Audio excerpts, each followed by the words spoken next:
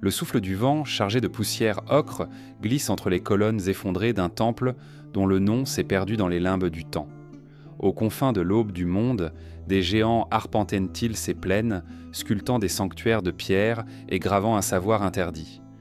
Comment expliquer les piliers colossaux de Göbekli Tepe, antérieurs à toute civilisation connue, et le silence assourdissant de leurs bâtisseurs oubliés? Où sont passées les lignées célestes, ces veilleurs évoqués par les fragments muets des tablettes d'Éridu, tandis que les premières cités s'effondraient sous un ciel chargé de présages? Quel secret ancestral s'est évanoui avant le déluge? Laissez-vous glisser dans ces échos antiques, à la recherche des traces effacées d'un monde englouti. Avant que le déluge n'efface tout, quel murmure reste de prisonniers de ces ruines antédiluviennes? À l'aube d'un monde encore vierge de cités, le vent murmure à travers des silhouettes de pierres colossales, dont la taille dépasse l'entendement.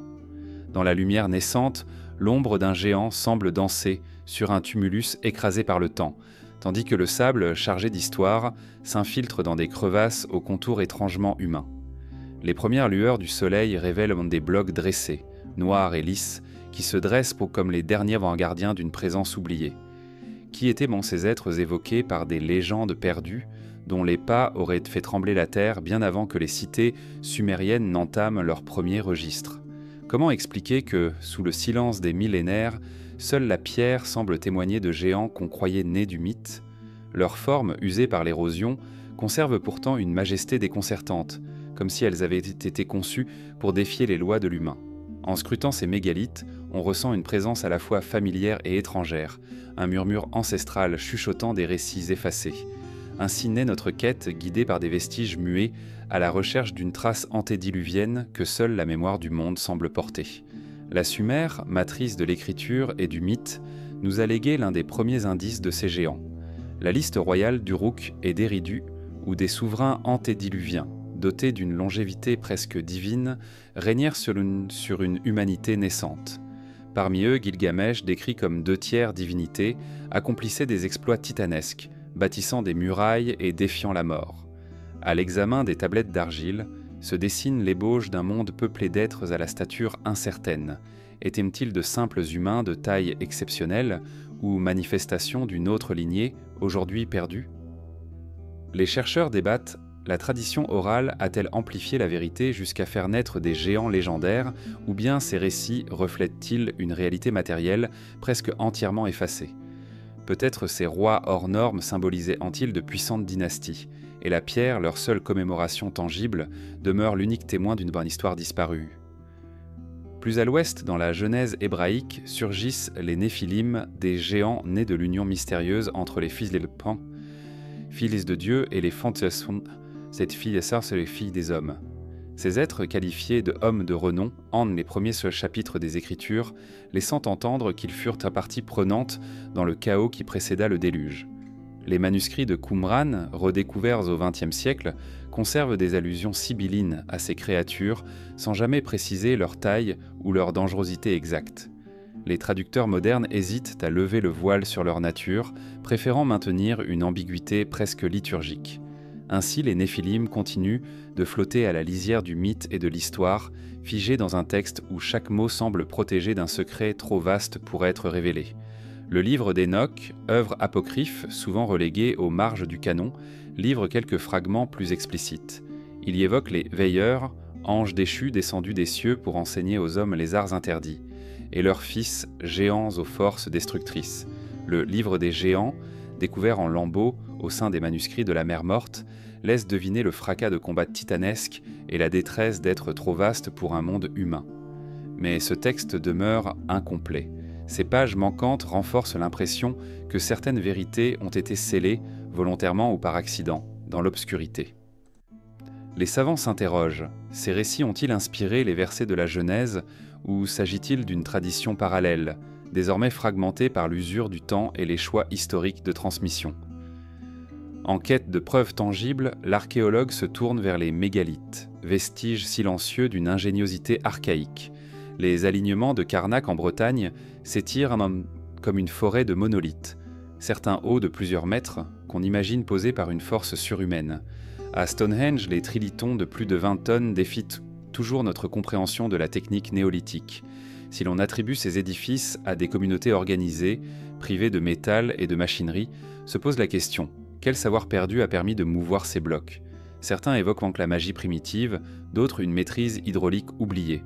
Dans tous les cas, l'impression d'une présence hors du commun subsiste, comme si la pierre avait conservé l'écho d'une force antédiluvienne.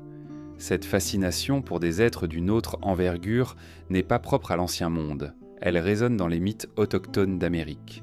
Dans la vallée de Teotihuacan, on parle de bâtisseurs colossaux, tandis que plus au nord, les récits Dakota font écho à des géants dont la simple stature inspirait la crainte. Plus loin, en Polynésie, les statues Moai de l'île de Pâques, plantées face à l'océan, sont souvent assimilées à l'image de géants immobiles, veillant sur la terre. Partout, l'imaginaire collectif a sculpté des géants pour rendre compte de l'incommensurable grandeur de certains sites. Mais à l'arrivée des colonisateurs, c'est un patrimoine lapidé et des légendes fragmentées qui subsistaient, nourrissant l'idée que la mémoire humaine ne retient que ce qu'elle peut expliquer. Pourtant, malgré l'abondance de ces traditions, le sol n'a jamais livré de cimetière géant. Les fouilles rigoureuses n'ont mis au jour que des squelettes dont la taille correspond à celle de nos ancêtres classiques. Les rares ossements hors normes relèvent souvent de pathologies langue connues, gigantisme hypophysaire ou maladies osseuses, et une fois examinés, ne dépassent guère 2 mètres. Les mythes de géants, faiblement corroborés par des trouvailles accidentelles, se heurtent au silence des sciences dures qui exigent des preuves irréfutables. Ce vide archéologique creuse un silence inquiétant. L'ombre des géants pourrait-elle n'être qu'un mirage collectif destiné à combler l'angoisse des origines? Pourtant, parfois un fragment d'os, mal daté, refait surface dans une collection oubliée, attisant l'imagination des passionnés. Chaque découverte, fût-elle minime, ranime l'espoir de percer le mystère d'une humanité antédiluvienne. Mais face à la rigueur des méthodes de datation et aux protocoles de vérification, la plupart de ces annonces s'évanouissent, laissant place à un éclat d'enthousiasme suivi du retour au silence. Ainsi, la quête de ces géants mérite plus qu'une simple chasse aux ossements. Elle interroge nos propres limites à apercevoir un passé antérieur à l'écriture et à la mémoire collective. À travers ces récits et ces traces éparses, se dessine l'image d'un monde ancien où l'existence de géants, qu'ils soient nés de l'imagination humaine ou de réalité physique, demeure enveloppée d'une brume profonde. Les conteurs, scribes et explorateurs ont tenté, chacun à leur manière, de recomposer un passé fragmentaire en se heurtant aux contradictions des textes et au silence des pierres. Bientôt, nous tournerons notre regard vers les premiers sanctuaires de ce monde perdu, temple après temple, pour sonder l'énigme des bâtisseurs antédiluviens. Car si les géants sont peut-être mythiques, les pierres, elles, portent en elles la mémoire des rêves et des quêtes et des peurs de nos ancêtres.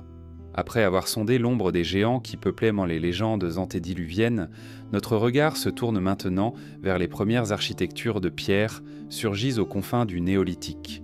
Là où l'homme levait jadis des huttes de bois ou d'argile, il grava soudain dans la roche son effort collectif, érigeant des sanctuaires qui défient encore notre compréhension. Ces premiers temples n'apparaissent pas comme l'aboutissement d'une évolution progressive, mais comme un jaillissement soudain. De simples communautés, sans métal ni roue, semblèrent en découvrir simultanément l'art de tailler et d'assembler des mégalithes. Comment expliquer que, sur des rivages aussi éloignés que la plaine d'Urfa et les falaises maltaises, l'homme ait ressenti la même urgence de dresser la pierre? Quel rite mystérieux guidait en fait la main de ceux qui traçaient des cercles de piliers et encloîtraient dans des chambres funéraires? Avant que ne s'établissent les villes et les palais, un site éclaire ce prodige technique, Göbekli Tepe. Perché sur une colline calcaire du sud-est de la Turquie, il révèle des 9600 AVJC, des anneaux concentriques de piliers mégalithiques, parfois hauts de 6 mètres, gravés d'animaux énigmatiques, sangliers, serpents et rapaces figés dans la pierre. Aucun foyer d'habitation n'y a été découvert, comme si le lieu était exclusivement dédié à des célébrations cérémonielles. Des mains invisibles y juxtaposèrent en fait les monolithes avec une précision étonnante, sans trace de scorin métallique ni d'outils élaborés. Était-ce un réseau de temples partageant un même souffle cosmique ou l'œuvre d'une élite archaïque gardant jalousement son savoir? Les archéologues débattent encore de la finalité de ces cercles, oscillant entre le sacré et l'astrologique, sans jamais trancher. Sur les îles balayées par la mer Méditerranée, à Malte, s'élève dans les temples de Gantija et d'Agar Kim, datés de 3600 à 2500 des constructions façonnées dans un calcaire dur dont les dalles intérieures pèsent parfois plusieurs tonnes. Les pierres, assemblées en murs courbes, dessinent des nefs sacrées et des niches ovoïdes, comme si le plan reproduisait l'utérus d'une divinité féminine. Des cupules creusées jonchent dans les autels, évoquant des offrandes liquides ou des rites de fécondité oubliés. Dans l'épaisseur de ces murs, l'air conserve l'écho d'invocations nocturnes, portées pourtant par la brise salée. Comment des communautés agricoles, isolées de grands centres, trouvèrent-elles l'inspiration et la main-d'œuvre pour une telle entreprise ? Les temples maltais témoignent d'une ferveur partagée et d'une maîtrise de la pierre qui questionnent nos certitudes sur la simplicité supposée des sociétés néolithiques. Plus au nord, en Irlande, le tumulus de Newgrange marque une étape singulière. Construit vers 3200 avant Gypsé, il associe un cairn de plus de 70 mètres de diamètre à un couloir funéraire aligné sur le lever du soleil du solstice d'hiver. Le premier rayon pénètre alors dans la chambre intérieure, baignant de lumière blanche des gravures tourbillonnantes, spirales et triangles entremêlés. Ce jeu d'ombre et de lumière suggère une cosmologie intime, où chaque geste accompagne le cycle solaire. Bien que Newgrange soit classé comme tombe, son architecture dépasse la simple sépulture. Elle offre un théâtre rituel où sculpture et alignement astronomique fusionnent, qui, dans le froid humide des brumes atlantiques, ourdissait ces cérémonies au moment où la nuit cédait enfin du terrain. Ces premiers sanctuaires de pierre partagent une obsession pour l'alignement et la gravure, comme si l'origine humaine appelait une alliance entre ciel et terre. Du cercle de calcaire de Stonehenge aux allées de Mnajdra à Malte, chaque site révèle un langage symbolique, souvent repris d'un temple à l'autre, malgré les distances. Les motifs animaliers, gravés à Göbekli Tepe, semblent de retrouver écho dans les cupules de Malte, et les spirales de Newgrange résonnent avec les volutes sumériennes gravées sur quelques stèles mésopotamiennes. Peut-être existait-il, avant l'émergence des cités, un réseau de savoir circulant entre nomades et agriculteurs. Ou bien l'esprit humain, confronté à l'inconnu, a-t-il spontanément adopté des symboles universels pour explorer l'invisible ? Pourtant, l'édification de ces temples reste obscurcie par de nombreuses énigmes techniques. Comment lever des monolithes sans levier sophistiqué ? Quel système de traîne utiliser pour acheminer les dalles, parfois sur des kilomètres ? Les traces de cordes ou de planches sont rarement conservées, et les expérimentations modernes ne reproduisent guère qu'une pâle approximation de l'original. Certains chercheurs évoquent l'emploi de rails en bois, immergés dans la vase pour réduire les frottements. D'autres suggèrent l'usage de rampes de terre ou de sable compacté, bâties au rythme des levées de main-d'œuvre saisonnières. Chaque hypothèse jette une lueur nouvelle, mais le mystère persiste. C'est la conjonction d'un geste rituel et d'un effort collectif qui semble avoir façonné ces chefs-d'œuvre, défiant la linéarité de notre propre perception du progrès. Les temples de pierre constituent aussi un palimpseste de cosmogonie oubliée. Là où l'écriture n'existait pas encore, la pierre portait la parole des ancêtres.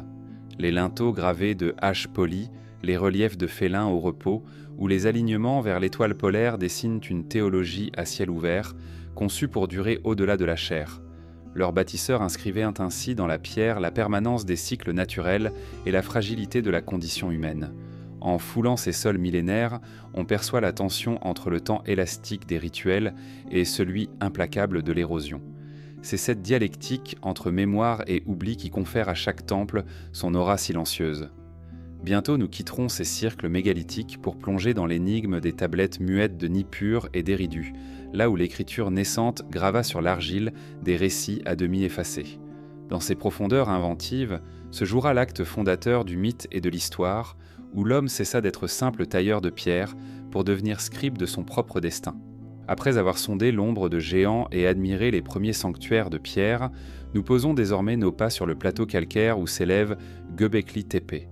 Là, à 9600 avant de JC, bien avant l'écho des cités sumériennes, un cercle de piliers dressés semblait murmurer des secrets enfouis. Comment des chasseurs-cueilleurs, avant même l'écriture et l'agriculture, ont-ils façonné ces anneaux de pierre, offrant au vent leurs silhouettes gravées d'animaux étranges ? Au tournant du XXe siècle, l'archéologue allemand Klaus Schmidt exhume sous la poussière turque des monolithes T-shaped posés en cercle concentrique. Ces piliers, certains hauts de plus de 6 mètres et pesant plusieurs tonnes, dépassent l'entendement d'une technique supposée naïve. En observant les rainures portées par la main du tailleur de pierre, on distingue encore l'ourlet des burins de silex, comme s'il fallait croire que l'impossible n'était qu'une affaire de volonté. Qui, dans la lueur vacillante d'un feu de camp, décida de graver la chair de la pierre? Les sculptures taxium qui ornent ces monolithes sont autant d'énigmes figées. Sangliers enroulés sur eux-mêmes, serpents lovés autour d'une âme inconnue, vautours aux ailes repliées semblent convoquer un bestiaire chamanique. Aucune représentation humaine ne surgit, comme si l'image de l'homme restait taboue devant le sacré. Pourtant, chaque créature gravée évoque une mythologie oubliée, une cosmologie antérieure à toute transmission écrite. Quels messages, quelles invocations ces figures portaient-elles? Le silence de la pierre invite le questionnement plutôt que la certitude. Les cercles de Göbekli Tepe ne renferment ni foyer domestique ni déchets de vie quotidienne. Aucun bol brisé, aucune litière d'ossements d'animaux domestiqués. Seuls les vestiges d'ossements de gazelles, de sangliers et d'oiseaux consumés en sacrifice jonchent le sol. Cela suggère un usage exclusivement cérémoniel, un lieu de rassemblement saisonnier où les clans se retrouvaient pour partager rituels et festins. Comment imaginer la marche de centaines d'individus convergeant vers ce sommet isolé, porteur d'outils de silex et de chair fraîche? Le secret de Göbekli Tepe réside aussi dans son agencement. Les piliers, soigneusement extraits d'une carrière voisine, furent s'étendre traînés sur une rampe de terre criblée de rondins, puis dressés à l'aide de leviers rudimentaires.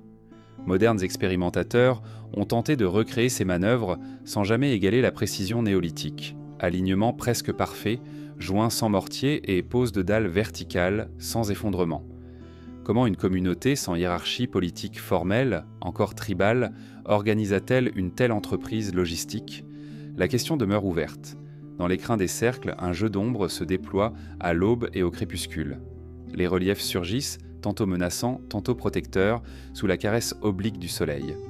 Certains chercheurs ont suggéré que l'orientation des piliers répondait à des repères astronomiques, levée de Vénus, constellation hivernale, peut-être même alchimie stellaire, mais aucune preuve ne chassant le doute. Le site semble flotter entre archéologie et astrologie, entre rituels et observations célestes, ouvrant un abîme de possibilités interprétatives. Plus étrange encore, vers Saint-Hilaire 200 à Vessel, J.C., bien avant le déclin annoncé des cercles, les bâtisseurs entreprirent de reboucher consciencieusement les fosses originelles, ensevelissant les piliers sous des tonnes de sédiments. Pourquoi recouvrir leur propre travail? Était-ce un rite de clôture, un geste symbolique pour sceller un savoir interdit, ou bien annonçait-il un changement radical, l'émergence de l'agriculture, la sédentarisation ou un bouleversement climatique qui rendit le lieu obsolète? Ce grand geste d'enterrement volontaire accentue l'impression d'une mémoire consciente du moment où il fallait se taire pour renaître ailleurs. Les fouilleurs modernes, en retirant les couches d'obscurité, se heurtent au même mutisme que les générations anciennes. Aucune inscription, aucun signe alphabétique, pas même un pictogramme simple. Le seul langage ici est celui de la gravure sur pierre, et celui-là, personne n'a su le déchiffrer totalement. Les visiteurs contemporains, marchant encore entre les piliers, éprouvent un vertige devant ce désert de mots. Ils entendent pourtant, dans le silence des clairières, un écho lointain des voix disparues.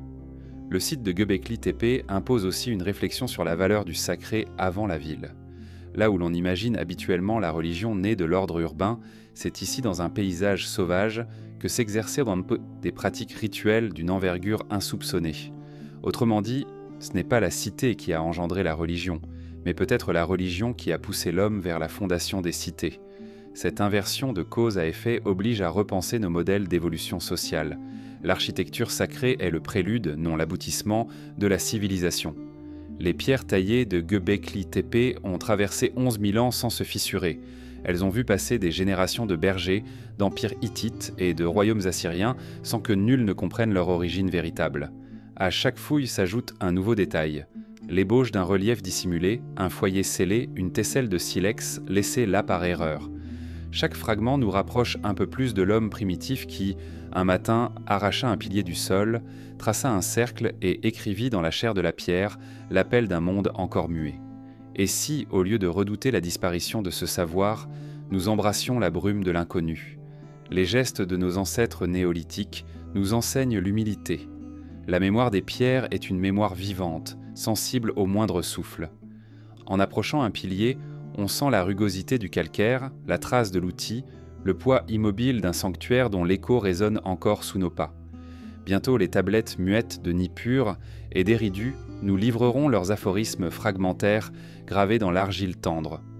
Là, l'écriture naissante fera vibrer un nouveau registre de mystère, jetant une passerelle entre la pierre et la parole. Dans l'ombre des manuscrits disparus, quels savoirs se cachent encore, prêts à surgir dans le silence de la terre. À la tombée du jour, une brume légère enveloppe les allées désertes d'Abydos. Le soleil, juste avant de s'effacer derrière le désert, projette des ombres longues et tremblantes sur les visages impassibles des statues de pierre. Le silence règne, seulement troublé par le froissement du vent dans les roseaux du canal ancien, jadis voie d'accès au pèlerinage d'offrandes. Sur ces terres où le Nil trace ses courbes paisibles, les colosses d'Abydos se dressent, immobiles et secrets, gardiens d'un monde dont seul leur regard figé porte l'écho. Perchée aux confins du Moyen Empire, la cité d'Abydos fut d'abord un sanctuaire dédié à Osiris, dieu de la résurrection et seigneur des morts. Bien avant que tout temple monumental ne s'élève, des sanctuaires de briques crues accueillaient les pèlerins venus implorer la vie après la mort. Ces premières bâtisses, fragiles et disparues, ont cédé la place à d'imposants édifices de calcaire et de granit. L'architecte royal Séti Prin, suivi de son fils Ramsès II, entreprit de laisser dans la pierre la marque indélébile de la royauté et du culte divin. À l'entrée du temple de Séti Prin, 2 statues colossales veillent en silence. Haute d'environ 7 mètres, elles représentent dans le souverain, dans son rôle de maître des vivants et des morts, la couronne double d'Égypte, posée avec majesté sur son crâne monumental. Les traits sont sculptés dans un calcaire tendre, ont résisté au temps grâce à l'ombre portée par le massif édifice tout proche. Les mains croisées sur la poitrine et le regard tourné vers l'Orient, ces statues évoquent moins la puissance d'un homme que celle d'un être à la lisière du divin. Plus surprenant encore est l'Osirion, temple enfoui que modernement on aperçoit tel un palais englouti. Découvert sous le niveau du temple principal, il se compose de blocs de granit rose, certains pesant plus de 400 tonnes, posés en tables horizontales pour former une salle hypostyle hors norme. La légende locale parle de bateaux de pierre échoués sur le rivage primitif du Nil. La réalité archéologique suggère un défi technique considérable, où chaque monolithe fut extrait, transporté et assemblé sans l'aide du métal. Comment une civilisation encore attachée à la brique a-t-elle conçu un tel chef-d'œuvre de pierre? Les parois de l'Osirion, ornées de reliefs profonds, évoquent un rituel silencieux. Des processions de prêtres, des colonnes de fumée d'encens et des offrandes déposées pour le dieu des morts. L'absence presque totale de textes hiéroglyphiques souligne l'extrême ancienneté supposée du sanctuaire. Ici, l'image prévaut sur le mot, comme si la pierre, chargée d'un pouvoir archaïque, devait parler à l'âme avant d'être comprise par l'intellect. Cette primauté du relief sur l'écriture rappelle d'autres traditions mégalithiques, où l'art rupestre précède souvent l'invention des alphabets. Sous les dalles les plus massives, les fouilles ont mis au jour des témoins d'une occupation antérieure, des talus de pierre taillés, vestiges d'un temple plus ancien, peut-être bâti par les prédécesseurs de Narmer. Des sondages révèlent des murs alignés selon un axe légèrement différent, suggérant qu'Abydos, lieu sacré depuis la préhistoire, recèle des strates d'architecture plus lointaines encore. La mémoire consciente des bâtisseurs de l'Osirion pourrait avoir scellé, sous leur colosse, un sanctuaire désormais perdu, effacé sous les fondations royales. Le transport de ces blocs soulève des questions logistiques. Certains chercheurs proposent de l'usage de barges descendant le Nil, tandis que d'autres misent sur des traîneaux de bois glissant sur des lits de roseaux humides. L'utilisation de rampes en terre creusées dans les collines voisines reste plausible, mais n'explique pas entièrement la précision millimétrique des joints. Chaque expérience moderne, menée en reconstitution, se heurte à un fossé infranchissable entre la technique présumée et l'exécution réelle. Au pied de ces géants, les fouilleurs découvrent parfois des éclats de silex et des tessères colorés, témoins d'offrandes microscopiques jetées de par des fidèles invisibles. Ces fragments, c'est presque insignifiants face au granit, nous rappellent que, pour chaque monument de pierre, des milliers d'individus ont consenti à l'effort rituel. Le geste collectif, plus que la foi d'un pharaon, aurait alors été le moteur de ces entreprises monumentales, une alliance silencieuse entre le roi et ses sujets, entre le visible et l'invisible. Les récits des voyageurs grecs confirment l'impression d'un site singulier, Hérodote mentionne à demi-mot la splendeur d'Abydos, rapporte des statues coupées en deux à la hauteur du torse, comme si un cataclysme les avait brisées, puis restaurées par les prêtres avec un respect presque sacré. Strabon, plus tard, évoque un souterrain inondé, gardé par des prêtres muets, où les initiés se rendaient, me semble-t-il, pour communier avec l'esprit d'Osiris. Ces témoignages, mêlant observation et mythologie, contribuent à ce voile d'ombre qui enveloppe les colosses d'Abydos. À l'époque copte, la cité déclina, et certains blocs furent réemployés dans des constructions villageoises. Des portes de granit, exhumées parmi les ruines, portant encore la trace des hiéroglyphes partiellement effacés, comme si l'histoire elle-même avait tenté d'effacer une mémoire trop ancienne. Les habitants modernes, qu'ils soient fellahs ou voyageurs rêvant d'Égypte, ne perçoivent qu'un puzzle de pierres muettes, incapables de révéler l'histoire originaire. Pourtant, quelques rares inscriptions subsistent dans l'ombre. Le nom de Séti Prin, gravé en cartouche, entouré de hiéroglyphes célébrant l'unité de la Haute et de la Basse Égypte, se détache sur un bloc colossal. Ce cartouche, fragile face à l'érosion, est pourtant resté intact, comme un phylactère silencieux, rappelant que ces colosses n'appartiennent pas seulement aux morts, mais aussi aux vivants, à ceux qui cherchent à reconstituer l'intervalle perdu entre l'humanité et le divin. Les colosses le silencieux d'Abydos nous enseignent la valeur du non-dit. Chaque statue, chaque monolithe porte en lui un creux à remplir, un vide que l'archéologie et la mémoire ne sauraient combler entièrement. Cette absence est porteuse d'un sens, invitant le visiteur à prolonger le regard au-delà de la pierre, vers un horizon où le sacré et le profane se confondent. Alors que l'on quitte les allées du temple, le chant lointain d'un oiseau nocturne semble répondre à une question muette. Que reste-t-il du monde d'avant le déluge, lorsque les hommes et les dieux se côtoyaient sans barrière ? Dans le prochain chapitre, nous tournerons notre regard vers les mots gravés dans l'argile de Mésopotamie, où les tablettes muettes de Nippur et d'Éridu conservent des fragments de récits antédiluviens, figés dans la terre comme une promesse inassouvie. Au pied de la ziggourate effondrée, la terre argileuse crisse sous les pas, tandis qu'un souffle de vent disperse des fragments de tablettes abandonnées depuis des millénaires. L'ocre de la glaise sèche irradie dans la lumière rasante, révélant des signes cunéiformes à demi effacés, comme des empreintes de doigts d'un monde oublié. Ici, à Nippur, cœur spirituel de la Mésopotamie, chaque éclat de tablette raconte un éclat d'histoire, un récit tronqué, un mythe érodé, un rituel évanoui. Que murmurer dans ces vers silencieux avant que le temps ne brise leurs contours. Les premières inscriptions de Nippur remontent à l'époque d'Uruk, autour de 3300 AVJ. C'est lorsque les scribes découvrent la magie du calame sur tablette humide. Dans ces premiers documents, on reconnaît des listes de rations, des inventaires de grains et déjà quelques noms de divinités. Enlil, maître de l'air, commande l'attention. Mais rapidement, l'écriture se fait instrument de mémoire cosmique. Des hymnes à Inanna, des incantations pour conjurer la sécheresse et des ébauches d'épopées où l'on entrevoit les contours flous d'un passé antédiluvien. Chaque mot gravé dans l'argile vibrait d'une vie encore proche, avant que l'histoire ne devienne silence. Au début du XXe siècle, les fouilles révélèrent des milliers de fragments, dont certains datent de la dynastie d'Akkad et de l'empire d'Ur III.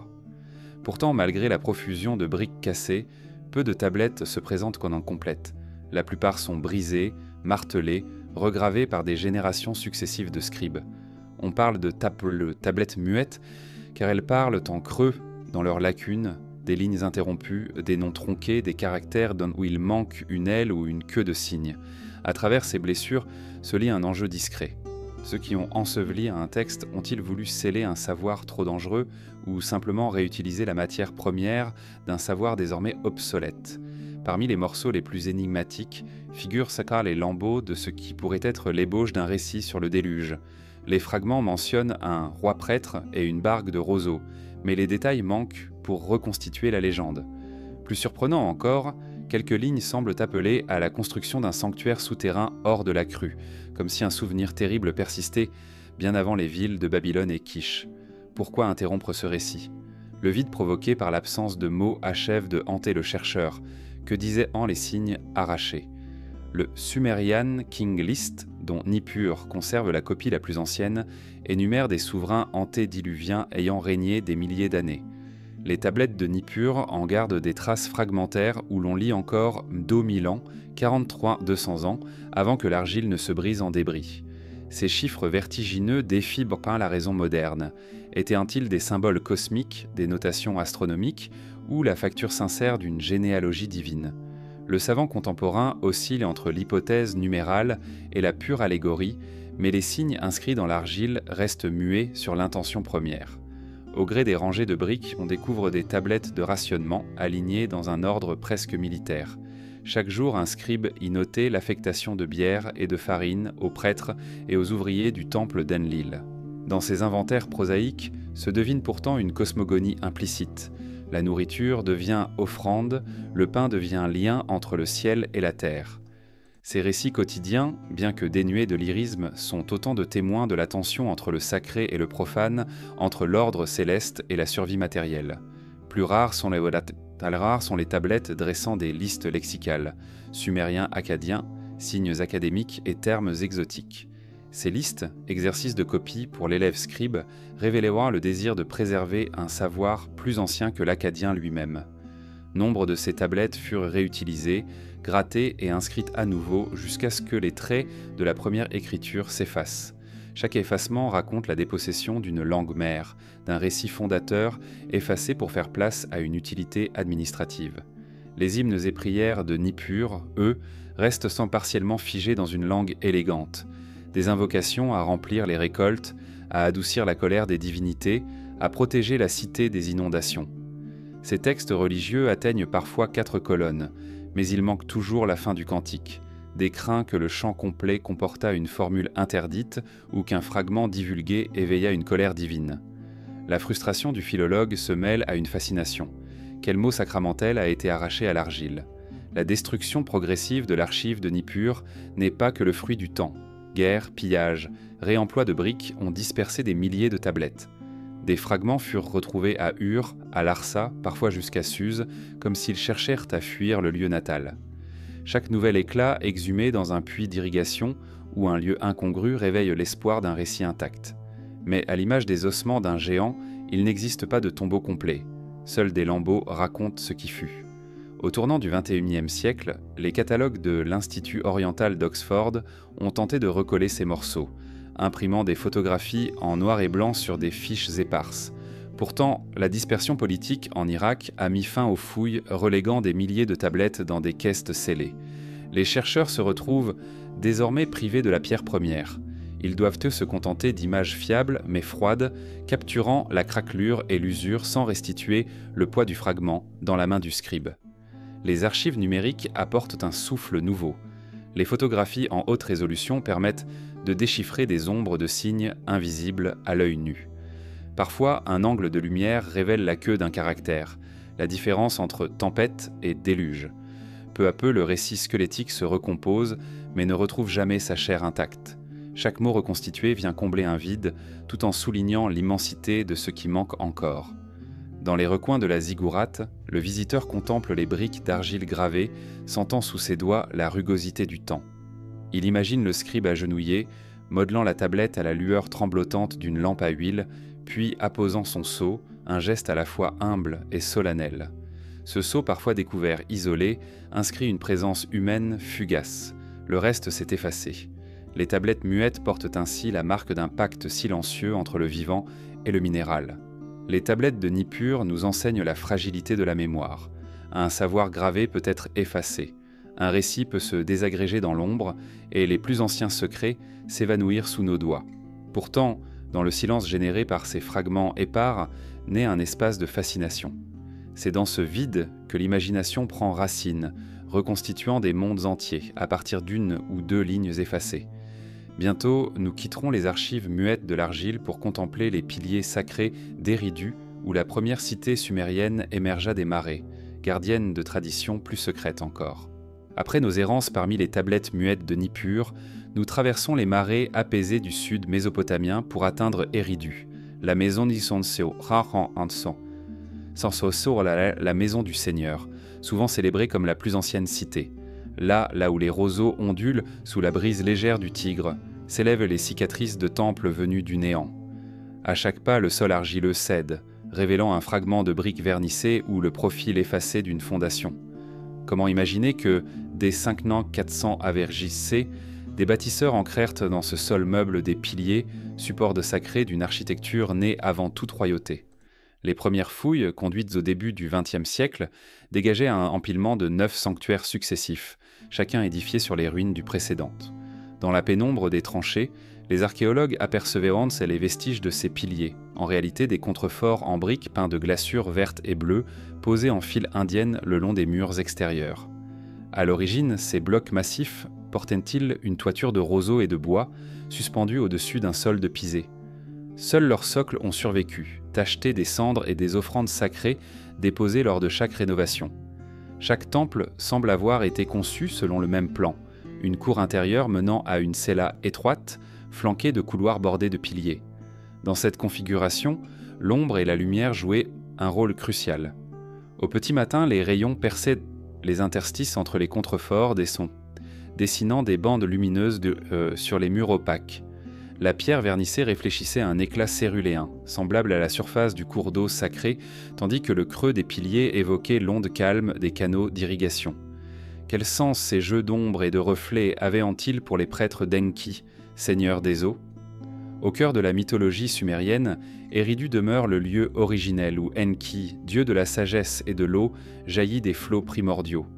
Les récits parlent d'un temple en forme de barque, dont les piliers constituaient les membrures invisibles d'un navire céleste. Les fidèles pénétraient dans ce sanctuaire aux murs ourlés de glaçures, comme s'ils embarquaient vers l'infini de la connaissance. Le toucher de ces briques iridescentes, polies par le temps, devait rappeler la fluidité de l'eau et l'immuabilité du divin. Et si chaque pilier avait été sculpté pour représenter, en son sein, une étincelle de ce dieu fleuve?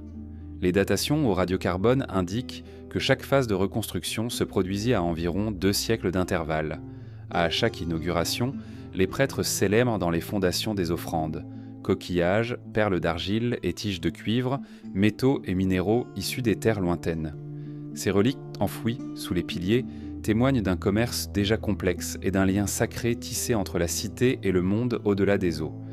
Pourtant, ces objets ne nous livrent ni incantation ni prière. Ils reposent dans l'obscurité, enveloppés dans la glaise comme un secret que l'histoire refuse de divulguer. L'absence de texte gravé sur ces piliers les rend d'autant plus énigmatiques. Aucun hiéroglyphe ou pictogramme ne vient expliquer leur fonction précise. Les seules mentions écrites d'Eridu figurent sur des tablettes découvertes hors site, à Ur et à Kish, où les prêtres invoquent la demeure noire et demandent à Enki de bénir les canaux. Cette demeure, protégée par ces piliers vernis, aurait conféré à la cité un statut spécial, carrefour des décrets divins et refuge contre la soif et les inondations. Mais le silence des murs nous laisse face à un vide. Quelle parole originelle la pierre a-t-elle assimilée? Les expériences de reconstruction moderne peinent à restituer la monumentalité perdue. Les archéologues ont tenté de reconstituer un pilier à partir des socles en utilisant de la brique cuite selon les techniques traditionnelles, puis en appliquant une glaçure artisanale. Le résultat, pâle reflet des originaux, manque de l'usure et de la patine, conférant la profondeur du mystère. Ces supports fragiles sous nos mains contemporaines n'atteignent pas la majesté silencieuse de leurs lointains ancêtres. Le simple écho du vent entre les contreforts est absent. Loin de l'agitation des fouilles, le site d'Eridu s'étend aujourd'hui sous un soleil implacable. Des palmiers bordent les berges artificielles qui tentent de canaliser les eaux du Tigre. Un réseau de canaux modernes a modifié le paysage et parfois l'eau affleure sous les ruines, comme si le dieu Enki rappelait sa présence. Les contours des piliers se dessinent à marée basse dans un jeu d'apparition et de disparition. 2 fois par jour, la terre trempée révèle des angles de murs, puis les engloutit de nouveau. Quel message l'eau emporte-t-elle au-delà de la cité engloutie? Les habitants des villages voisins, descendants d'éleveurs de moutons, ignorent souvent la richesse de ce patrimoine. Pourtant, leurs récits oraux évoquent un lieu où le monde a commencé, où l'eau et la terre se sont unies pour engendrer la vie. Ces légendes, transmises sans écriture, offrent un contrepoint aux fouilles scientifiques. Elles parlent d'imprécations jetées dans le creux des piliers, de voix entremêlées aux chants des oiseaux migrateurs. L'archéologie formelle rencontre ici l'intangible, et l'on comprend que la pierre ne suffit pas à raconter l'entière histoire. Les piliers sacrés d'Eridu nous apprennent la tension entre présence et absence, entre ce qui demeure et ce qui s'efface. Chaque socle, chaque fragment de glaçure est un vestige de la quête humaine pour rejoindre le divin, incarné dans la forme silencieuse d'un support de pierre. En gravissant les sols bouleversés, on devine la conscience rituelle des bâtisseurs, leur aptitude à mêler l'architecture et la théologie en un même geste. Mais quel mystère restait-il si précieux qu'on préférait enterrer sous de nouvelles fondations l'ancienne vérité? Bientôt nous lèverons les yeux vers les cieux incandescents pour sonder l'énigme des veilleurs célestes, anges déchus dont la légende traverse les traditions et dont l'ombre planait peut-être déjà sur les rives d'Eridu. Au crépuscule, lorsque les étoiles percent l'horizon d'une tache froide, un frisson parcourt l'observateur solitaire, comme si un regard venu d'ailleurs l'épiait. Le vent, portant l'écho lointain du désert, charrie des légendes anciennes, celles des veilleurs, ces êtres décrits dans des manuscrits apocryphes comme des entités intermédiaires entre le ciel et la terre. Leur nom, traduit tantôt par gardien, tantôt par ange, flotte dans l'air nocturne sans jamais se fixer. Que restait-il de leur passage éphémère, lorsque l'aube succédait à leur présence, et que les pierres et la poussière ne conservent plus que l'empreinte fugitive de leurs pas? Dans la Genèse hébraïque, ces veilleurs, hébreux, Irim, Eretz, sont évoqués en termes sibyllins. Les fils de Dieu virent que les filles des hommes étaient belles, et ils prirent pour femmes celles qu'ils choisirent. Cette union inédite donna naissance à des enfants colossaux, les Néphilim, hommes de renom, dont la force démesurée et la violence auraient troublé l'ordre terrestre. Cependant, le texte reste parcellaire et lisse les détails, comme s'il redoutait de trop en révéler. À quel savoir ont-ils eu accès en partageant la chair humaine, et dans quels secrets ces alliances célestes ont-elles sombré? Le livre d'Enoch, mieux conservé parmi les manuscrits de la Mer Morte, entr'ouvre une porte plus explicite. Il raconte comment 70 veilleurs, épris de curiosité, quittèrent les demeures célestes pour enseigner à l'humanité des arts interdits, l'astronomie, la cosmétique, les arts métallurgiques, les sortilèges. Sous leurs auspices, la civilisation humaine connut un saut technologique sans précédent, mais aussi une corruption croissante. Les prêtres d'Enoch, peinant à contenir ce savoir empoisonné, implorèrent dans le Très-Haut de punir ces anges déchus. Bientôt, le déluge fut ordonné, non seulement pour purifier la terre du crime des hommes, mais aussi pour effacer la trace des veilleurs et de leurs fils gigantesques. Le livre des géants, datant conservé en fragments parmi les rouleaux de Qumran, complète ce tableau d'un désastre imminent. Il narre des querelles fratricides entre les géants descendants, les liftings inhumaines de leurs corps monstrueux et leur terreur face aux rêves prophétiques annonçant la fin du monde. Leurs supplications, gravées dans l'argile ou suspendues sur des papyrus, implorent le ciel de retarder le cataclysme. Mais lorsque le déluge s'abattit, leurs colossales silhouettes furent de balayées, et seules leurs légendes demeurèrent éparses et décousues dans les mains des scribes tremblants. Pourtant, l'idée de veilleur ne naît pas ex nihilo dans les traditions hébraïques. En Mésopotamie, on rencontre d'anciens récits d'Igigi, divinités mineures chargées de surveiller le monde, parfois rebelles face aux ordres d'Enlil. Leur révolte, racontée dans l'épopée d'Atra-Assis, provoqua l'envoi du déluge pour rétablir l'équilibre. De même, les Apkallu sumériens, Satroche, sages demi-divins issus des eaux, et d'Ortaan, porteurs de la civilisation avant le déluge, s'apparentent à ces veilleurs occidentaux. Ces parangons de la connaissance initiale partagent un trait. Ils incarnent le savoir primordial, vecteur de progrès et, dans le même souffle, de corruption. Les manuscrits de la Mer Morte, mis au jour entre 1947 et 1956, ont suscité un regain d'étonnement. Dans les grottes de Qumran, des rouleaux fragmentaires décrivent des veilleurs sous des noms propres, Samiasa, Azazel et d'autres dont l'étymologie évoque la lumière ou la chute. Leur invocation occupe des lignes entières, mêlant traits biographiques et accusations de transgression. Cependant, chaque papyrus est incomplet. Les colophons manquent, les passages clés sont illisibles. Les savants patientent, espérant qu'une nouvelle découverte achevait de reconstituer l'histoire de ces gardiens interdits. Sur le plan iconographique, nul temple ni stèle n'offre une représentation certaine des veilleurs. Pourtant, certains bas-reliefs hittites de Yazulikaya montrent des personnages ailés, groupés autour d'un trône divin dont l'attitude suggère un rang intermédiaire.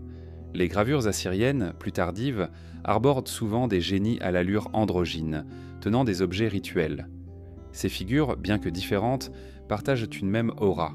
Entre la perfection angélique et l'excès bestial, elles incarnent la frontière floue entre divin et monstrueux. Les débats théologiques se cristallisent autour de la question du libre arbitre.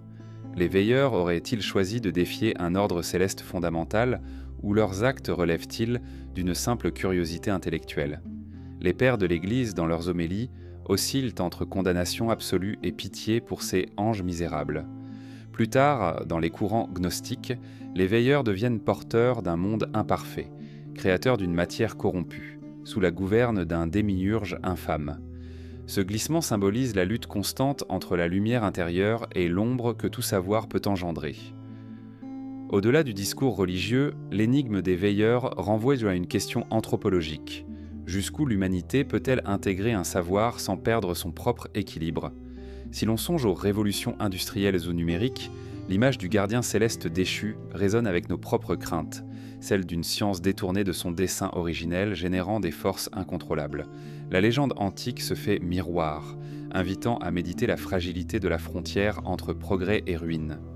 Peu à peu, dans les laboratoires de philologie, on recolle des lambeaux de papyrus, on passe au crible des scans multispectraux et chaque caractère redevient lueur d'un passé éclaté. Mais malgré la technologie la plus avancée, la voix des veilleurs demeure altérée, comme si un couperet divin avait frappé la transmission. Ce mutisme pesant rappelle que certains savoirs ont été jugés trop dangereux pour survivre intacts. Entre les lignes de ces anciens écrits résonne un ultime murmure, celui d'une humanité prise entre deux feux. Les veilleurs sont à la fois les bienfaiteurs et les catalyseurs d'une chute annoncée. Leur histoire, mi-légende, mi-mythe, continue d'interroger notre rapport au savoir et au secret que nous taisons, par crainte ou par devoir. Alors que la brise divague encore entre ces pages évanouies, un nouveau chapitre attend d'être sondé. Nous plongerons bientôt sous les flots, vers Dwarka englouti, pour explorer les vestiges d'une cité perdue que la mer et le temps ont ensevelie, gardienne silencieuse d'une autre facette du monde antédiluvien. Après avoir sondé l'énigme des veilleurs célestes et exploré les ruines des cités assyriennes englouties sous la poussière du temps, notre regard se tourne désormais vers l'ouest, là où l'océan Indien dissimule les vestiges d'une métropole antique. Au large des côtes de l'actuel Gujarat, les fonds marins recèlent les traces d'un site révéré dans les épopées védiques. Dwarka, la porte de Dieu, jadis resplendissante cité royale. Comment expliquer que, sous les vagues, une empreinte aussi précise de fortification et de quai puisse encore parler d'un monde englouti, dont la mémoire ne subsiste que dans les vers du Mahabharata? Selon la tradition hindoue, Dwarka fut bâti par Krishna lui-même, sur des terres offertes par la mer avec des palais d'or, des jardins suspendus et un réseau de canaux alimentés par des ruisseaux sacrés. Les chants védiques décrivent en des ponts de pierre reliant des îles jumelles, des murailles turquoises et des sanctuaires, où résonnaient des incantations à l'aube. Ces récits, transmis de génération en génération, ont nourri pendant des millénaires la foi en une cité céleste, avant que la montée des eaux n'emporte ces tours étincelantes dans un fracas silencieux. Le premier indice concret de cette submersion apparut en 1983, lorsque l'archéologue maritime S. Rao, à la tête de l'Institut national d'archéologie sous-marine de l'Inde, repéra des anomalies géométriques à 5 km des côtes. Des blocs rectilignes, alignés comme des remparts, dépassaient à peine du sable mouvant. En plongeant, les équipes découvrirent pourtant des dalles de calcaire gravées, certaines porteuses de penteuses de motifs entrelacés rappelant l'art de l'Indus. L'impression de marcher sur les fondations d'une ville oubliée saisit alors ces explorateurs, livrant à la postérité un rare balai entre science et légende. Les fouilles sous-marines dévoilèrent tant des vestiges de jetées, des quais de pierres massifs et des remblais de galets calibrés pour résister au courant. Des morceaux de poterie peintes aux motifs géométriques et floraux flottaient dans les eaux turquoises, tandis que des ancres en pierre ponctuaient le fond marin. Chaque fragment, fût-il de quelques centimètres, semblait porter le poids des rituels quotidiens. Barques chargées de grains, processions de prêtres, commerce de perles colorées. De ces reliques naissait la promesse d'une continuité entre la vie terrestre et un passé englouti. Dans les années 1990, les relevés sonars affinèrent la cartographie du site. Des structures quadrillées, larges de plusieurs dizaines de mètres, émergeaient comme un plan urbain figé sous la houle. Les sonars repérèrent des lignes de murs perpendiculaires, des racines de voies pavées et même des espaces rectangulaires évoquant des cours intérieures. L'ombre portée par ces reliefs sous-marins créait un jeu de clair-obscur, où la géométrie brutale du rempart contrastait avec la texture organique des algues marines. Était-il possible qu'un réseau urbain planifié, typique des cités de l'âge du bronze, ait survécu à l'engloutissement ? Pourtant, ces découvertes suscitaient la controverse. Certains géologues arguaient que les formations n'étaient que des bancs de grès fracturés, modelés par les courants et la sédimentation. D'autres archéologues marins, en revanche, insistaient sur l'alignement trop précis des blocs et la présence de mortiers fossiles qui trahissaient un assemblage humain. Entre scepticisme et conviction, le débat s'enracina. La cité de Dwarka était-elle un mirage géologique ou le dernier vestige d'une civilisation lacustre aux connaissances avancées ? Les plongées les plus proches du rivage révélèrent des escaliers taillés dans la roche menant à des plateformes horizontales. Ces gradins, parfois composés de 5 à 6 marches, semblaient se dessiner l'accès à un sanctuaire ou un bassin rituel. À côté, des blocs de granit polychrome, pesant plusieurs tonnes, portaient des encoches compatibles avec des sculptures disparues. Les plongeurs rapportèrent aussi des éclats de cuivre corrodés, vestiges d'anciennes statues ou de structures métalliques recouvertes de feuilles d'or. Chaque découverte ravivait l'idée d'une place sacrée, noyée sous le silence des flots.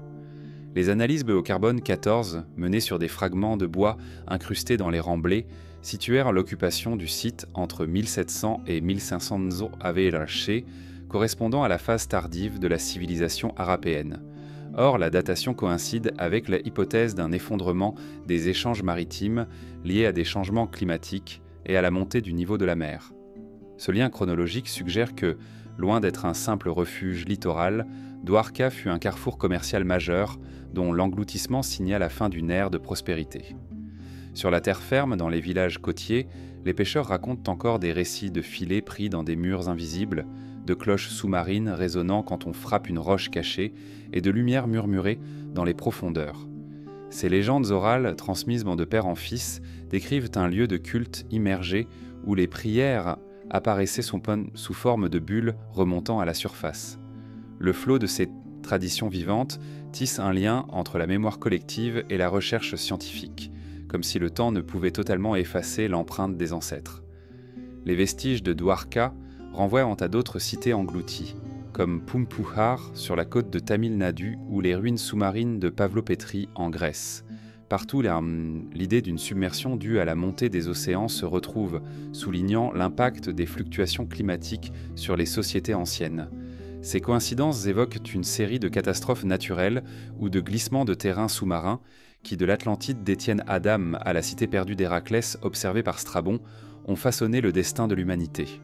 Pourtant, Dwarka englouti demeure unique par sa convergence de mythologie et d'archéologie. Tandis que les ruines sédimentent sous les courants, les chercheurs s'efforcent de combler les lacunes de la mémoire matérielle. Chaque nouvelle plongée, chaque cliché sonar, chaque éclat d'argile récupéré porte la promesse de recomposer un récit fragmentaire. Mais ce récit, aussi précis soit-il, ne saurait rendre l'éclat perdu des palais dorés que les vagues ont repris. En approchant des structures immergées, on perçoit le poids de l'histoire sur chaque pierre.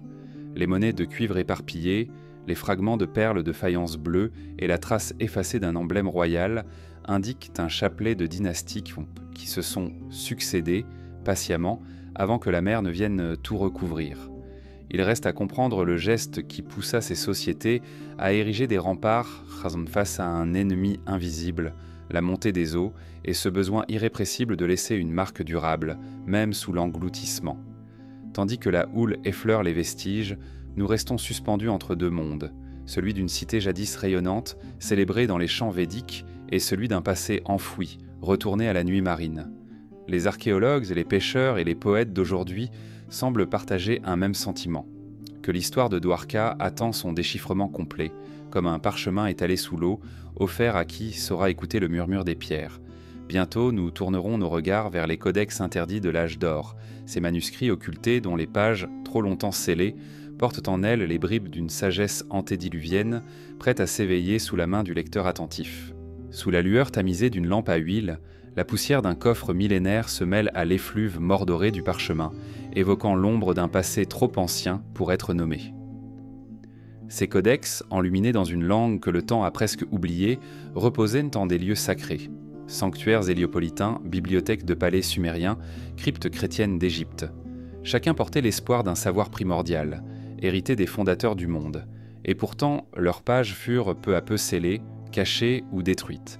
Quels secrets ces lettrés d'antan considéraient-ils si dangereux qu'il valait de mieux les enfermer sous 7 sceaux? Au cœur de la tradition hermétique, le Corpus Hermeticum offre un écho lointain de ces écrits interdits. Dialogues entre un philosophe et Hermès Trismégiste, dévoilant la structure de l'univers et le chemin de l'âme vers le divin. Composés en grec et traduits en syriaque à Alexandrie, ces traités circulèrent parmi les cercles occultes avant d'être relégués aux marges du canon chrétien. Les premiers moines coptes, redoutant un syncrétisme jugé subversif, les dissimulèrent dans les grottes de Nag Hammadi, où ils attendirent plus de 1000 ans avant d'être redécouverts. Chaque feuille retrouvée, couverte d'inscriptions d'or et de rouge, parle d'une sagesse antédiluvienne, en équilibre fragile entre science, magie et mystère. Plus à l'est, les papyrus sumériens conservés à Ebla et Assur indiquent l'existence de recueils de formules algébriques et d'incantations astronomiques. On y lit la description de cycles célestes qui surpassent en précision tout ce que la Mésopotamie officielle admit dans ses traités d'astronomie. Certains tablettes, appelées « codex du zodiaque », mentionnaient déjà des phases lunaires à l'aide de sigles étranges. Quand l'empire de Ur III imposa sa mainmise sur la région, ces textes furent rapatriés à Nippur, puis jugés hérétiques, avant d'être noyés sous des offrandes plus conformes au dogme d'Enlil. Le silence imposé autour de ces manuscrits atteste d'une lutte pour contrôler non seulement la gouvernance terrestre, mais la connaissance même du ciel. Au nord, en Égypte, le papyrus d'Ipuer, longtemps considéré comme un simple poème de lamentation, révèle en filigrane un récit du chaos antédiluvien. Inondations meurtrières, pillages, dislocations sociales. Les hiéroglyphes, noircis par l'encre de fumée, dessinent des scènes où les fils hurlent, tandis que le fleuve vomit ses eaux. Pour les prêtres héliopolitains, ce texte devait rester dans l'ombre, car il décrivait avec une lucidité crue la fin d'un monde qu'ils prétendaient immuable. 9 exemplaires furent rapidement archivés dans des cryptes secrètes à l'abri des regards, tandis que l'histoire officielle vantait la stabilité du règne d'Osiris. Le tournant de l'ère chrétienne marqua une rupture douloureuse. Lors du concile de Nicée, 325 APS-J-C, nombre de papyrus refusés comme acclams païens furent brûlés. Pourtant, quelques moines, prévoyant la disparition rampante de ces codex, copièrent les passages jugés essentiels. C'est ainsi qu'apparaissent dans certaines bibliothèques byzantines des recueils anonymes à la reliure grossière, où se glissent des aphorismes attribués à Salomon ou à Zoroastre. Leur anonymat forcé les sauva provisoirement, mais la lente avancée de l'iconoclasme et les invasions arabes finirent par isoler ces fragments dans des monastères du désert, où l'oubli devint complice de la conservation. Au milieu du XIIIe siècle, des aventuriers vénitiens et catalans rapportèrent d'Antioche des manuscrits écrits en araméen ancien. Dans ces rouleaux, on découvrit des formules alchimiques et des recettes pour transformer les métaux vils en or, mais aussi des indications sur la composition d'herbes rares capables d'accroître la clairvoyance. Ces codex, désignés comme de l'âge d'or, firent l'objet de procès inquisitoriaux. Les plus célèbres furent brûlés place Saint-Marc, tandis qu'un seul exemplaire, échappé à la censure, gagna la bibliothèque de la cour de Castille. Il dort aujourd'hui sous une châsse plombée, hors de portée des chercheurs. Les manuscrits occultés ne se cantonnaient pas aux sciences naturelles, certains poèmes érotiques sumériens, célébrant l'union sacrée entre l'homme et la nature, étaient considérés plus dépravés que les écrits de Sappho herself. Des fragments du Cantique de l'Aube, chanté à Eridu lors des pèlerinages printaniers, indiquent que la sexualité sacrée jouait un rôle central dans les rituels d'initiation. Quand les autorités religieuses d'Uruk interdirent ces célébrations, les textes furent recopiés en cachette par des confréries de tisserands et de jardiniers, dont quelques rouleaux survivent, dissimulés dans des alcôves de palais abandonnés. Au cœur de l'Occident médiéval, la redécouverte des textes hermétiques au XIIe siècle relança la quête des codex interdits.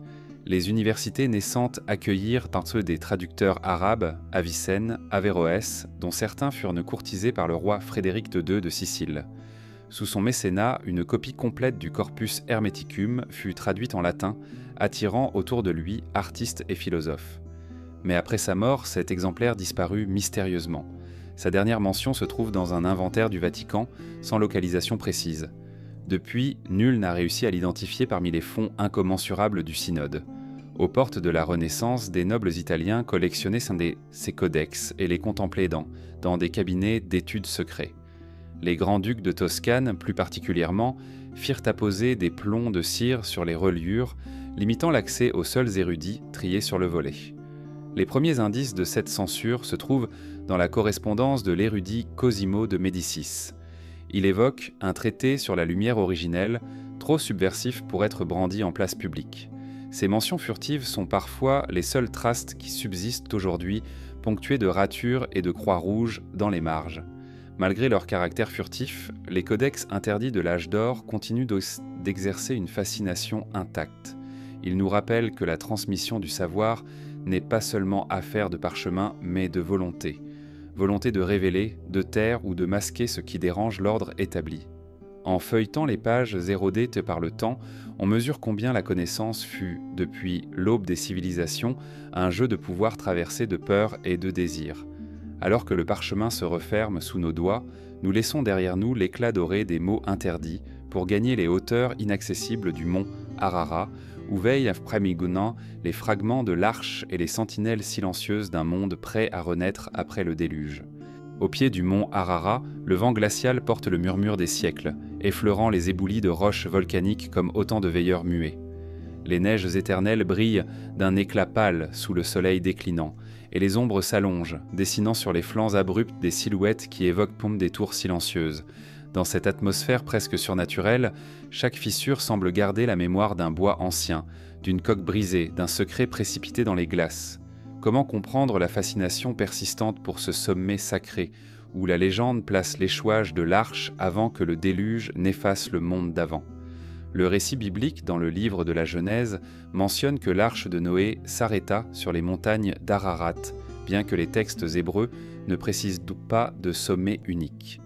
La tradition arménienne a identifié depuis des millénaires cette double cime, appelée Massis et Sis, comme l'ultime refuge d'une embarcation chargée de l'espèce humaine renaissante. Pour les anciens scribes de Ur, le mythe d'un vaisseau divin s'échouant sur un pic élevé évoquait le lien entre le ciel et la terre, entre la colère des eaux et la promesse d'une rédemption. Ainsi, Ararat devint le pilier d'un nouveau commencement, gardien d'un pacte suspendu au-dessus des nuages.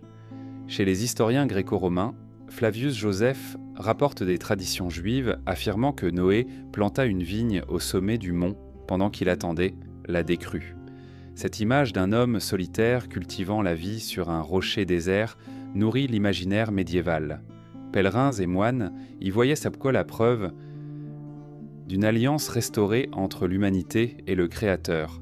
Dans la chronique d'Hérodote et chez Eusèbe de Césarée, le nom même d'Ararat devient synonyme de résilience, comme si la montagne incarnait cette force indomptable qui résiste au déluge et conserve la mémoire des origines.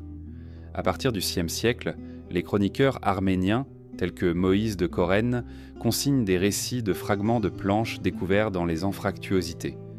Des voyageurs rapportaient alors des éclats de bois préservés dans un réseau glaciaire, qu'ils identifiaient comme des débris de l'arche. Ces témoignages, transmis oralement, prirent la forme de légendes villageoises. On racontait qu'au printemps, lorsque le glacier recule, on apercevait de bizarres planches noircies, parfois ornées de clous de cuivre.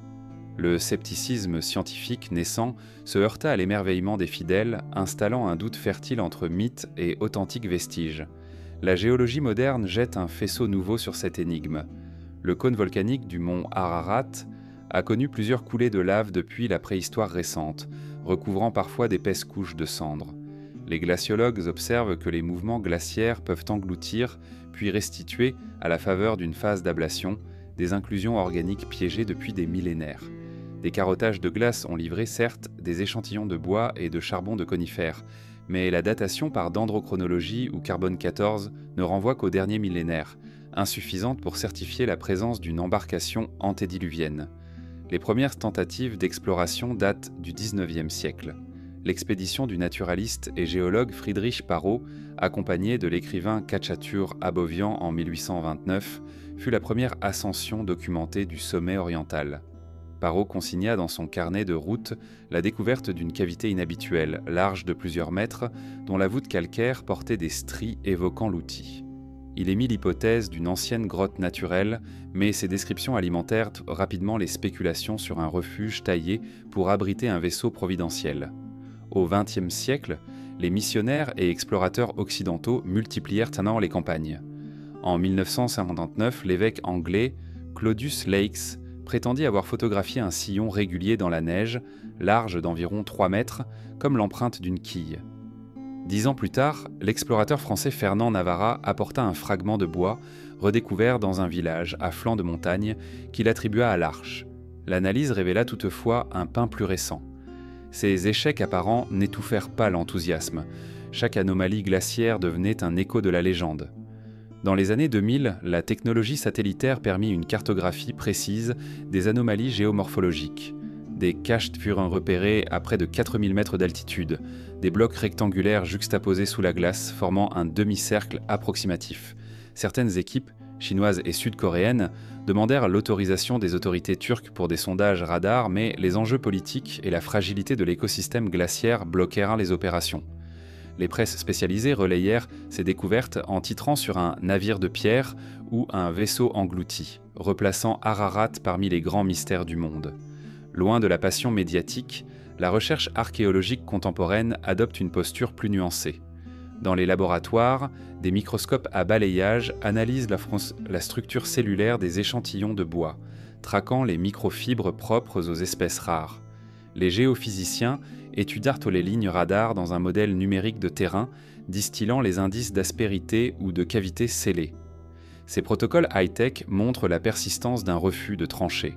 Au lieu de clore le débat, ils en maintiennent la tension, inscrivant Ararat dans la longue histoire de la quête humaine. Parallèlement, l'imaginaire collectif continue de célébrer le mont comme un gardien silencieux. Les peintres arméniens, depuis le XIXe siècle, en ont fait le centre de leur paysage, tel un totem spirituel.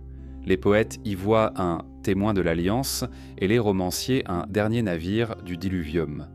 Dans cette valse entre science et mythe, les guides locaux proposent dans des treks contemplatifs où la montée silencieuse devient pèlerinage vers un lieu mythique. Chaque pas gravé dans la neige rapproche le voyageur d'une expérience presque mystique, à mi-chemin entre la foi et l'émerveillement. Les sentinelles du mont Ararat, qu'elles soient pierres usées ou algorithmes radar, s'offrent à qui sait voir ou entendre leurs murmures. Elles nous enseignent la patience. Le savoir n'est pas toujours victoire, parfois simple prolongement d'une question restée sans réponse. Dans l'ombre des falaises chargées de légendes, nous éprouvons la fragilité de notre propre certitude et le désir d'éclairer le passé sans l'enfermer dans un dogme. Bientôt, nous plongerons sous les eaux tranquilles pour sonder les ruines immergées de l'Atlantide biblique, dernière étape d'un voyage à travers les submersions et les vestiges d'un monde antédiluvien.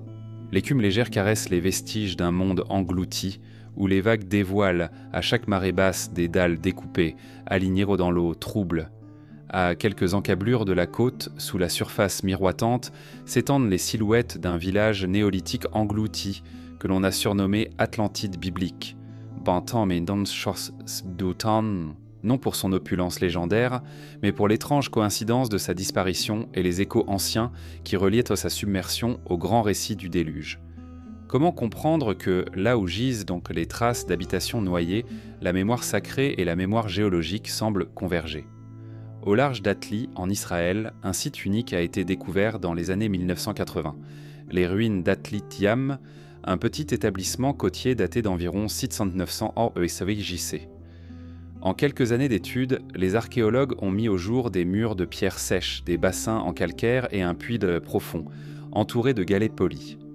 Le village, étendu sur près de 20 hectares, comportait plusieurs dizaines de structures au plan régulier, disposées en forme de rectangles et de cercles imparfaits. Dans le silence de la mer, chaque fondation raconte une histoire de vie quotidienne, de pêche, de collecte de coquillages et de rituels offerts aux eaux montantes. Lorsque les plongeurs pénètrent dans cette enceinte submergée, ils sont frappés par l'étrange sensation de traverser un pont temporel.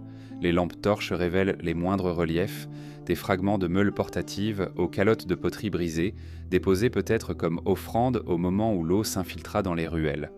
La précision du tracé des murs suggère une planification collective, dirigée par une autorité relativement organisée. Pourtant, aucune trace d'écriture n'a été retrouvée.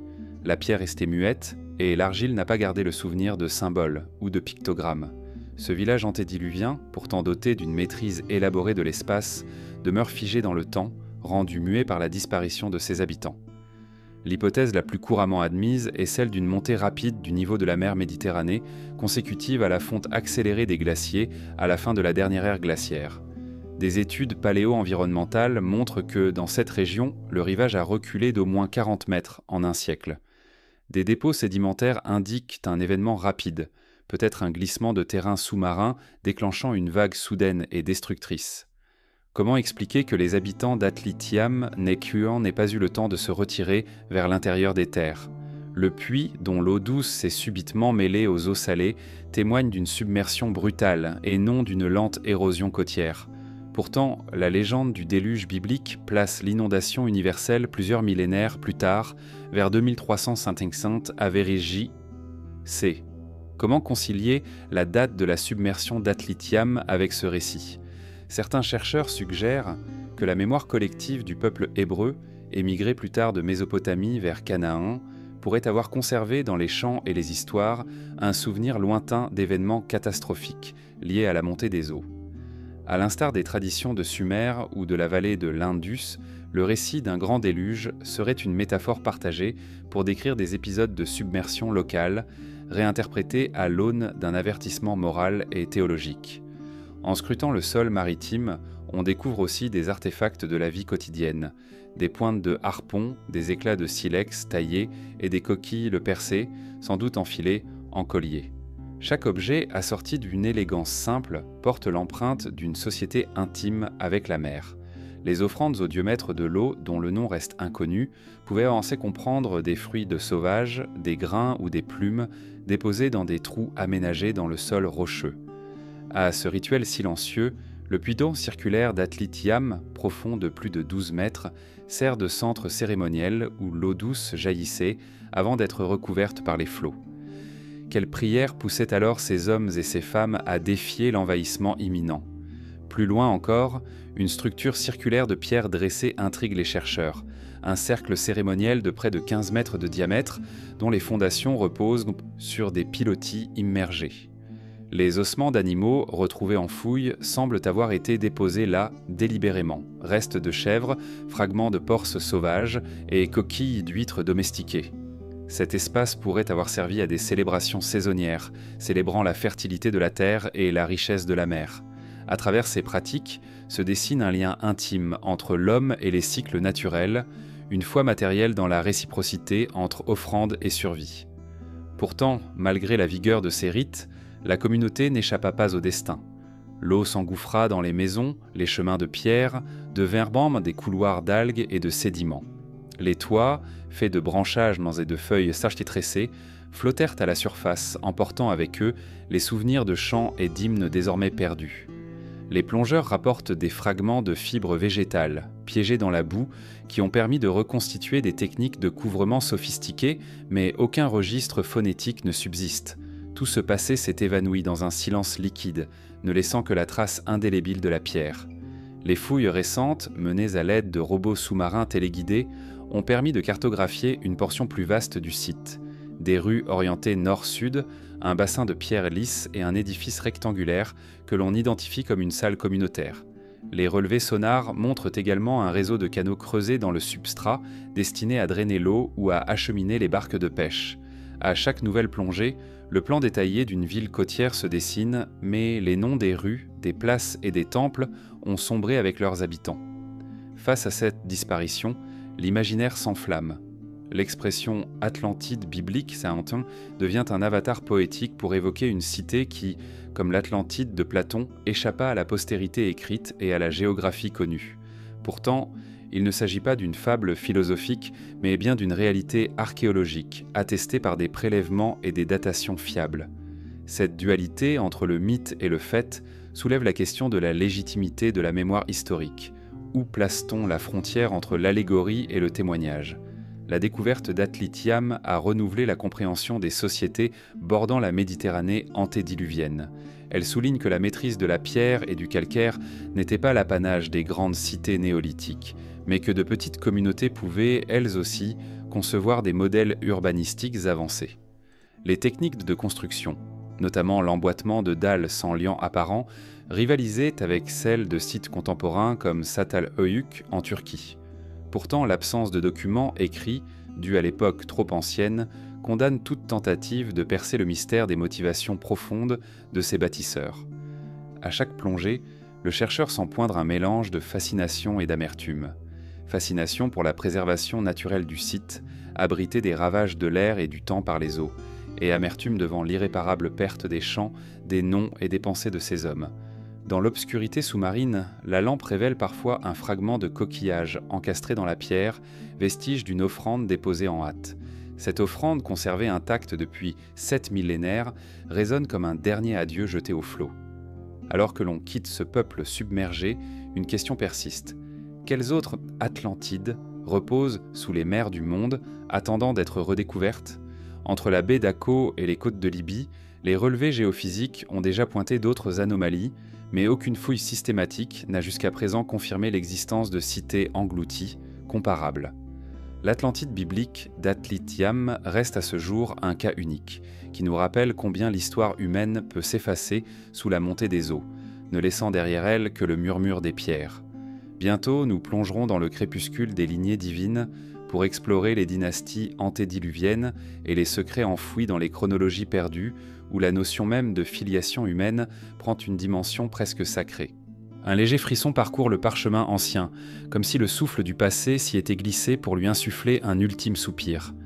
À la lueur vacillante d'une lampe à huile, les colonnes des généalogies s'étirent telles des ombres allongées sous un ciel crépusculaire. Chaque nom, inscrit d'une main tremblante, évoque une géniture fabuleuse, des êtres dotés de siècles de vie, de destinées à la mesure du cosmos et d'une proximité indicible avec l'au-delà. Alors que la cire du sceau se fendille et que la poussière s'amasse dans les interstices, on devine que ces lignées, autrefois sacrées, s'acheminent vers leur nuit, emportant avec elles les clés d'une mémoire antédiluvienne dont les portes semblent désormais fermées à jamais. Au berceau de la Mésopotamie, la liste royale de Sumer déploie un cortège de 8 souverains antédiluviens régnant sur un monde encore vierge de cités. Ubara-Tutu, le dernier de la lignée, voit son règne s'interrompre lorsque les eaux du déluge engloutissent enfin la terre. Chacun de ces rois porte un nom lourd de signification, Alulim, Emesh, Enmenloana. Des noms qui résonnent comme des incantations chuchotées au milieu des marais primordiaux. Et leur règne, mesuré en milliers d'années, défie toute mesure humaine. 28 800 ans pour l'un, 18 600 ans pour l'autre. Comment interpréter ces chiffres, si ce n'est comme le reflet d'une ère où la temporalité se confondait avec l'éternité? Dans le silence de l'argile, on sent la tension de savoir perdu, d'une généalogie vouée à sombrer sous les flots. Non loin de là, le livre de la Genèse déroule une autre litanie. De Adam à Noé, 10 générations s'étirent sur une trame de vie presque infinie. Adam, animé par la poussière du sol, s'éveille à la moindre rosée, puis passe 930 ans à contempler un monde encore neuf. Seth lui succède, puis Énos, puis Kénan, jusqu'à Lamech, père de Noé, dont le nom évoque à la fois la force et la plainte. Ces patriarches, à la longévité vertigineuse, incarnent un temps où les liens du sang reliennent à l'humanité aux sphères célestes. Mais à mesure que leurs fils grandissent, la durée des jours décroît, comme si l'ombre d'un destin imminent effaçait peu à peu la faveur d'un âge d'or. Quel événement cosmique ou moral a dicté cette décroissance ? Quel pacte scellé au moment où l'arche s'immobilisa a mis fin à la faveur des longues vies sang ? L'observation des schémas numériques révèle une architecture sous-jacente.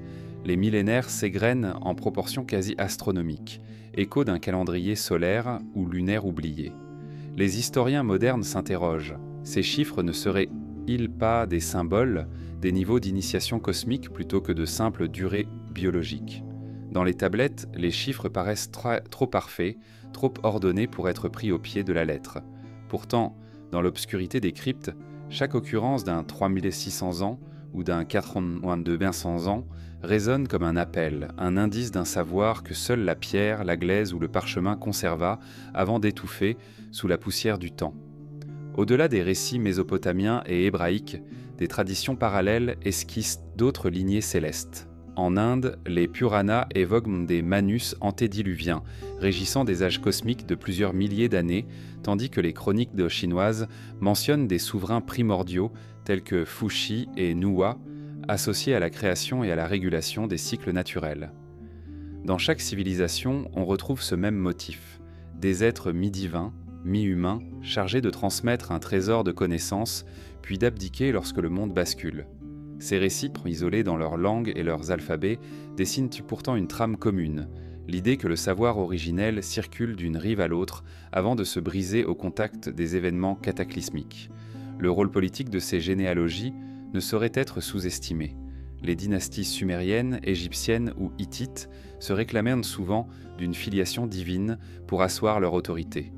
Fils d'Osiris, héritier d'Enlil, descendant d'Hermès, chaque souverain tissait sa légitimité dans cette toile de mythes, exploitant la croyance en une parenté sacrée. Or, ces prétentions furent aussi des mécanismes de censure. Tout nom omis, toute génération effacée, isolait une part de vérité jugée trop subversive. Les scribes, gardiens des archives royales, purent ainsi modeler l'histoire officielle en laissant sous le boisseau les lignées, risquant de dévoiler des alliances interdites ou des dissensions divines. À l'abri des archives, les lambeaux de tablettes cunéiformes révèlent qu'ont des trous de mémoire, des colonnes incomplètes, des colophons recouverts, des noms rayés. Le geste même d'effacer un souverain antédiluvien témoigne d'une volonté d'ensevelir un pan de l'histoire. Plus troublant encore, certaines tablettes retrouvées à Kish ou à Ur portent en marge des annotations ultérieures, consignées par des prêtres zélés. Cette partie est prophétique, ne la divulguez pas, ou les noms suivants sont ineffables. Derrière ces mises en garde, on perçoit la crainte d'un savoir capable de renverser l'ordre établi, de rappeler aux hommes leurs conditions d'avant la chute mythique. Pour le philologue moderne, recomposer ces lignées relève de l'exercice d'équilibriste. Il faut concilier des sources divergentes, des traductions fragmentaires et des traditions orales encore vivantes. Chaque nouveau fragment exhumé, qu'il soit sur une dalle de pierre ou un rouleau de papyrus, fait vaciller l'édifice reconstruit. Un nom supplémentaire réintroduit un pan de mythologie oublié, un chiffre inattendu ébranle les calculs astronomiques. Ce travail de reconstitution, patient et incertain, ressemble au tissage d'une toile d'araignée dans le vide, fragile, imperceptible, mais pourtant porteuse d'une force indicible. Les lignées antédiluviennes s'achèvent toutes au seuil du déluge, comme si ce cataclysme instaurait une césure irréversible. Dans les généalogies récentes, les fils de Sem, Cham et Japheth entament une nouvelle ère, moins longue, plus humble, et pourtant capable de renaître. Le crépuscule dont on parle n'est pas seulement celui des vies prolongées, c'est celui des relations primitives aux divinités, de la notion même d'écriture cosmique. Lorsque l'arche accosta, elle porta non seulement les survivants, mais le germe d'un monde nouveau, où les lignées se reconstruisent, dans la brièveté des générations et la précarité du destin humain. Dans le sillage de ces chronologies éclatées se dessine déjà l'appel des fragments brisés du savoir ancien, prêts à livrer les contours de mondes effacés. Bientôt, nous nous pencherons sur ces vestiges épars pour tenter de recomposer l'ultime puzzle antédiluvien, dans l'espoir de réveiller les murmures endormis d'une époque où la terre et le ciel se confondaient encore. Sous la lueur vacillante d'une torche, la poussière d'un caveau s'élève en nuages irisés, comme si chaque particule charriait un éclat de mémoire disparu. Les parois humides, tapissées d'ombre, portent encore l'empreinte de textes que l'on croyait effacés à jamais. Quelques lignes d'argile cuite, reliquats d'un traité de médecine antédiluvien, des éclats de papyrus déchirés par le temps où l'on devine le tracé fin d'un schéma astronomique et des fragments de cuir soigneusement roulés recouvrant les premiers plans d'une carte du ciel. Dans ce silence presque sacré, chaque souffle fait bruisser les secrets que ces lambeaux avaient déportés dans leur gangue minérale et que la main de l'homme moderne tente aujourd'hui d'effleurer, de recomposer, sans jamais prétendre les restituer intégralement. Les premiers témoins de ce savoir brisé sont souvent de simples tessons d'argile, retrouvés épars dans les ruines d'un palais sumérien ou dans les sédiments d'un bassin rituel. Lorsqu'on les rassemble, on découvre des caractères plus anciens que toute écriture connue. Des signes prélatins gravés à la pointe d'un roseau, évoquant un alphabet antérieur à la cunéiforme. Ces fragments suggèrent l'existence d'une tradition scripturale plus primitive, peut-être initiée par les veilleurs eux-mêmes, et qui aurait été abandonnée, puis ravivée à la faveur d'une renaissance urbaine. Mais faute de support continu, ces signes en restent à l'état d'ombre, autant d'énigmes suspendues entre ce qui fut chanté, enseigné et ce qu'il a fallu oublier pour que naisse l'histoire officielle. Sur les berges de l'Euphrate, des fouilleurs ont mis au jour des plateaux d'obsidienne, couverts de gravures à peine discernables. À la surface polie, on devine la silhouette d'un herbier, répertoriant, dans un ordre fugace, des plantes inconnues des pharmacopées ultérieures. À côté, une série de récipients microscopiques renfermait des poudres rouges sombres, vraisemblablement des pigments ou des composés thérapeutiques. Le secret d'un savoir médical antédiluvien s'y lisait à demi-mot, dans l'équilibre délicat entre la chimie naturelle et la croyance en un pouvoir curatif divin. Mais la majorité de ces objets se désagrégea dès qu'on les hâta hors du sol argileux, comme si leur matière même dépendait d'un contact prolongé avec la terre originelle pour ne pas s'évanouir. Plus près de la mer, les débris d'un temple inondé donnent parfois à voir des stèles brisées. Sur leur surface, des inscriptions gravées à la pointe de bronze évoquent un traité astrologique qui classait les étoiles, selon des configurations difficiles à retrouver de nos jours. Les symboles se répondent d'un bloc à l'autre, mais chaque stèle porte une fracture qui coupe le texte en plein milieu d'une formule, d'un calcul. Les érudits, armés de lanternes et de laserscan, tentent de superposer ces fragments pour reconstituer un ciel que les constellations mêmes ont peut-être redessiné depuis. Le vent qui s'engouffre entre les fissures semble chuchoter. Vous cherchez des mots, cherchez plutôt les silences qu'ils entourent. Les récits oraux conservés dans les vallées reculées, en Inde, en Grèce ou dans les montagnes du Caucase, célèbrent ces fragments avec un respect tremblant. On chante encore, parfois à voix basse, l'histoire d'un sage qui grava sur un mirador de pierre la recette d'une huile sacrée, capable d'ouvrir l'esprit aux vérités cosmologiques. D'autres contes évoquent un manuscrit enfermé dans les racines d'un chêne séculaire, caché là par des druides antédiluviens, puis perdu à jamais lors d'un incendie de forêt. Où sont passées ces paroles, les vieilles femmes, en chuchotant, affirment que le savoir ne peut survivre que dans le cœur de celui qui le cherche. Les parchemins ne sont qu'un tracé fragile, emporté par la première goutte de pluie. Lorsque la bibliothèque d'Alexandrie sombra dans les flammes, une partie de ces codex anciens disparut pour toujours. Selon quelques témoins fragmentaires, parmi les rouleaux brûlés se trouvaient des traductions de textes sumériens et égyptiens, couplés à des commentaires philosophiques grecs établissant une synthèse inédite entre cosmologie, médecine et métaphysique. L'odeur du papyrus brûlé aurait imprégné les colonnes de marbre, tandis que les érudits tentaient en vain de sauver quelques feuillets. Depuis, l'évocation de cette bibliothèque mythique sert d'avertissement. Confier la mémoire collective à quelques coffres de bois et d'acier est une promesse fragile, menacée par la colère du feu et l'oubli. Pourtant, à l'ombre de ces catastrophes, des communautés secrètes s'efforcent bravement de préserver ce qui reste. En Éthiopie, dans des monastères isolés, des codex en peau brochée renferment des théories mathématiques étonnamment avancées, dont le filon remonterait à un échange entre érudits grecs exilés et scribes locaux. Aux confins de l'Allemagne médiévale, des alchimistes anonymes laissaient, dans les marges de traités officiels, des notes cryptées sur la transmutation des métaux. Ces notes ne sont lisibles qu'à la lueur d'une certaine huile, et dans un ordre précis, comme un code gravé dans la reliure. Chaque parchemin, chaque note marginale, symbolise la résistance obstinée d'un savoir jugé trop subversif pour être partagé par tous. Les manuscrits en palimpseste révèlent une autre facette de cette mémoire brisée. Des feuillets, débarrassés de leur encre originelle, portaient jadis une stratographie textuelle. Les couches successives de grattage et de réinscription témoignent de tentatives répétées de réécrire l'histoire. Un même parchemin peut renfermer, sous l'épaisseur d'une biblia sacrée, les plans d'un observatoire primitif ou les versets d'une épopée antédiluvienne. À l'aide de techniques multispectrales, les philologues font renaître ces écritures effacées comme on exhume un squelette de manuscrit. Chaque caractéristique stylistique, chaque canalicule d'encre fossile devient un indice pour reconstituer l'ordonnancement perdu des savoirs.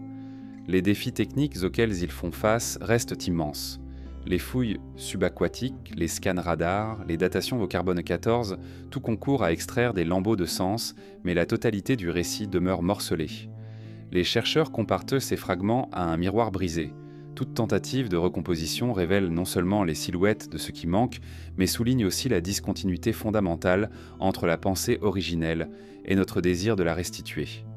Entre l'objet archéologique et son interprétation théorique s'étend un gouffre où s'entrelacent l'espoir de la découverte et la peur de l'erreur.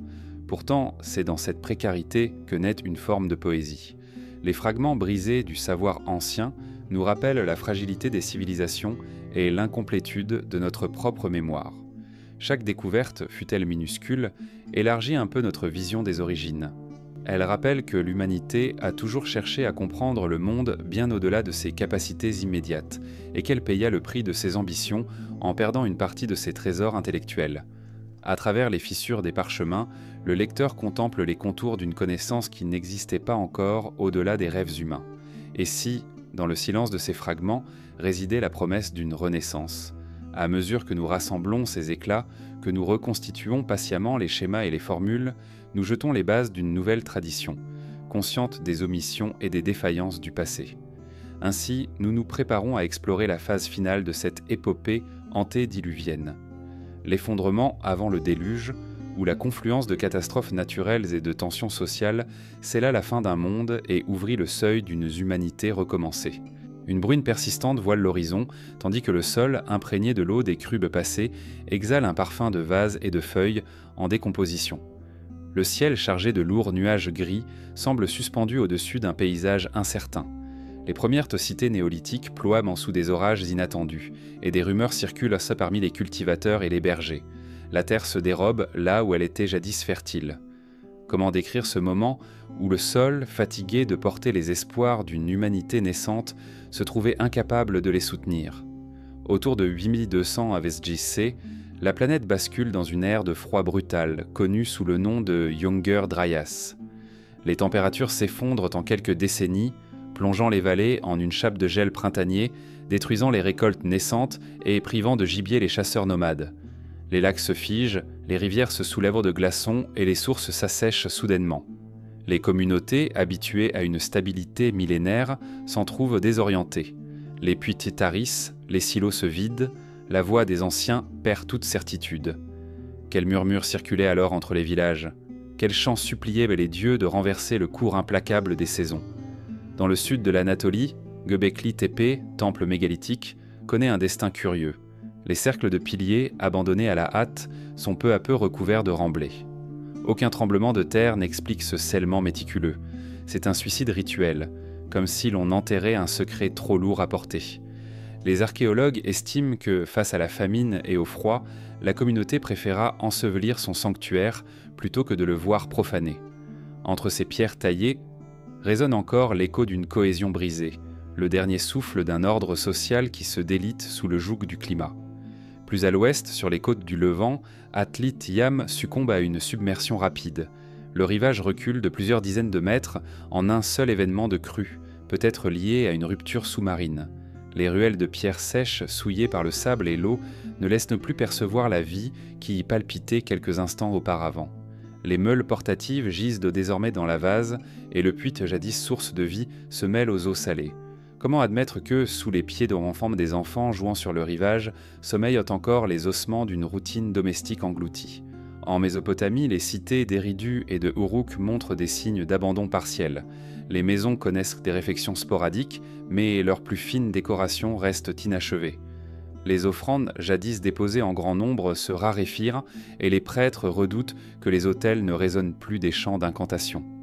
Les textes administratifs cessent de mentionner certains quartiers, comme si l'on avait décidé, consciemment, de ne plus tenir compte d'espaces plongés dans le chaos. L'écriture, dont la fonction était d'organiser le monde, vacille avec la société qu'elle devait structurer. Au nord de la vallée de l'Indus, la métropole de Harappa entre dans une phase de dépeuplement. Les rues quadrillées se couvrent de débris, les citernes s'envasent et les canaux se comblent. Les fouilles témoignent d'une réduction de l'occupation sur plus de 2 siècles, à la faveur d'un climat plus sec ou d'une perturbation hydrologique. Les échanges commerciaux ralentissent, les sceaux de commerce ne circulent plus et le texte se tache de silence. Quels courants, maritimes ou quelles pluies diluviennes ont pu fracturer cette machine monumentale? Dans les plaines de la côte du Gujarat, Dwarka, jadis resplendissante, commence à céder sous la montée du niveau marin. Les remparts s'effritent, les canaux sont envahis par la houle et les quais n'offrent plus de berceau à la flottille marchande. Les cœurs des habitants s'alourdissent. Les offrandes au dieu Krishna n'apaisent plus la mer, et les cérémonies rituelles s'interrompent dans des temples dont les dalles glissent entre les doigts du temps. Comment continuer à croire à la permanence de l'ordre divin lorsque l'élément même que l'on vénérait se retourne contre la cité? Ce mouvement généralisé n'est pas la simple conséquence d'une catastrophe ponctuelle. Il résulte d'une conjonction de facteurs climatiques, géologiques et sociaux. Les sécheresses, les inondations, les tremblements de terre et les épidémies se succèdent sans répit, à un rythme inhabituel. Les alliances tribales se dissolvent, les migrations forcées commencent et les tensions internes s'exacerbent. Crimes de violence, traces de conflits dans des faunes communes, renversement de pouvoir. La cohésion sociale se délite et, dans l'ombre, naît la terreur que l'ordre ancien ne puisse renaître. Les mythes du déluge, sumériens, babyloniens, hébraïques, indiens, prennent alors tout leur relief. Ils ne sont pas de simples fables. Ils témoignent d'un vécu collectif, réinterprété en clés morales et cosmologiques. Les scribes d'Atra Assis consigneront plus tard l'ordre divin d'anéantir une humanité jugée incontrôlable, tandis que les conteurs hébreux inscriront la promesse d'une humanité renouvelée à travers l'arche de Noé. Ces récits, couchés sur des tablettes d'argile ou des rouleaux de parchemin, transforment la catastrophe en pacte, le désastre en fondement d'une nouvelle ère. Pourtant, chaque mythe déborde ses bornes et conserve la trace d'une réalité plus complexe. Ce n'était pas un seul déluge universel, mais une série de submersions et de retraitements géographiques, successifs et locaux, qui frappèrent tour à tour les rives déshabitées. La mémoire collective les fusionna, afin de créer un récit unifié, plus puissant que la somme de ses parties. Le poète hébreu ou le prêtre sumérien retouchait la tradition, consolidant une leçon morale. L'homme devait réapprendre l'humilité face aux forces naturelles et reconnaître ses limites. Alors que la dernière vague du chaos s'apaise et que l'arche mythique trouve son rivage, les hommes se dressent sur une terre remodelée, tenant entre leurs mains la semence d'un nouveau commencement. Les ruines des cités antérieures fournissent l'assise fragile d'une civilisation renaissante, plus prudente, plus consciente de sa fragilité. Mais quels secrets, quelles techniques, quels savoirs se sont perdus pour toujours dans le flot? Quels chants ont disparu sous les flots et quelles voix n'ont pas survécu pour transmettre le savoir ancien? Dans le prochain chapitre, nous sonderons les silences cachés de l'humanité antédiluvienne, pour écouter ce que les pierres, les eaux et les légendes ont refusé de confier, et peut-être discerner l'écho d'une époque où le monde respirait à l'unisson de la création. Le souffle léger du vent soulève à peine la poussière des ruines antédiluviennes, comme pour ne pas rompre l'éternel silence qui enveloppe ces lieux. Les blocs de pierre érodés, les tessons d'argile brisés, tout concourt à créer une atmosphère de vide palpable où l'absence même paraît chargée de sens. Dans ce calme presque sacré, chaque pas résonne d'un bruit étouffé, rappelant que, sous nos pieds, dort une humanité dont la voix s'est perdue à jamais. Quelle discussion, quels éclats de rire ou quels soupirs ont pu emplir ces mêmes espaces, ces polaires. Comment imaginer que, malgré tant de vestiges matériels, un monde entier de paroles et de sensations se soit effacé sans laisser de traces? Les premières peintures rupestres, apparaissant dans des cavernes abyssales, ne sont que des silhouettes d'animaux et de mains figées dans la roche. Il n'existe aucune partition musicale pour accompagner ces images, aucun poème inscrit parmi les parois. Les pigments, bien que persistants sur la pierre, conservent l'éclat d'un geste, jamais le son d'une incantation. Les artistes préhistoriques ont choisi la roche comme support, sachant qu'ils parleraient plus longtemps qu'eux, mais ils ont renoncé à inscrire dans la pierre les mots qui auraient dû résonner en écho. Ainsi, ces fresques silencieuses nous invitent à écouter le silence même, questionnant ce qui ne peut être ni gravé ni prononcé. Les langues d'avant l'écriture ont disparu sans laisser de traces tangibles, emportant avec elles des milliers de mots, des prières, des chants de naissance et des lamentations funéraires. Nous ne connaissons ni la mélodie ni l'accent de ces idiomes éteints. Seuls quelques emprunts lointains, transmis oralement, ont pu survivre dans des dialectes modernes, telle une note isolée d'une symphonie inachevée. Les généalogies orales, recopiées parfois par hasard dans des chroniques plus tardives, offrent des bribes de récits, mais trop tard pour restituer le flux vivant d'une tradition parlée. Quel trésor de savoir et d'émotion avons-nous perdu en ne capturant jamais ces voix? Les cérémonies saisonnières, les danses de fertilité et les processions rituelles se jouaient souvent à l'air libre, sans structures destinées à durer.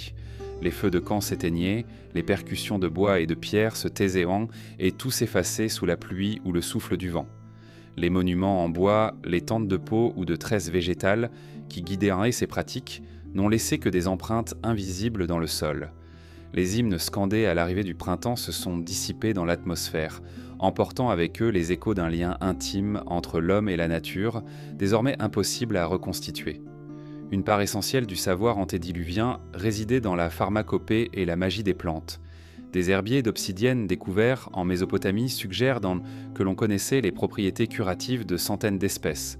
Pourtant, les recettes exactes, doses, modes d'extraction, incantations d'accompagnement, n'ont pas survécu dans leur intégralité. Les craquelures des céramiques qui contenaient en quartas ces concoctions sont les seuls témoins d'un équivalent ancien de la chimie pharmaceutique. Quels remèdes, capables de calmer la fièvre ou de soulager la douleur, se sont perdus à tout jamais, faute d'avoir été couchés sur un support durable. Curieusement, la plus récente des sciences, la génétique, nous offre un lien avec ces mondes éteints. L'ADN ancien, extrait de sédiments ou d'ossements, révèle la diversité biologique de l'époque, mais ne restitue ni la pensée ni la culture. Il nous parle d'anciens ancêtres et de migration, mais ignore ce que ces hommes ressentaient en franchissant un fleuve ou en gravissant une colline. L'empreinte génétique est muette sur les choix, les peurs et les rêves qui animeront ces populations. Ainsi, le code le plus intime de l'être reste impuissant à révéler la richesse de l'intériorité humaine. Les archives environnementales, carottes de glace, pollen fossilisé, isotopes enfouis, restituent les changements climatiques, les périodes de sécheresse et les crues.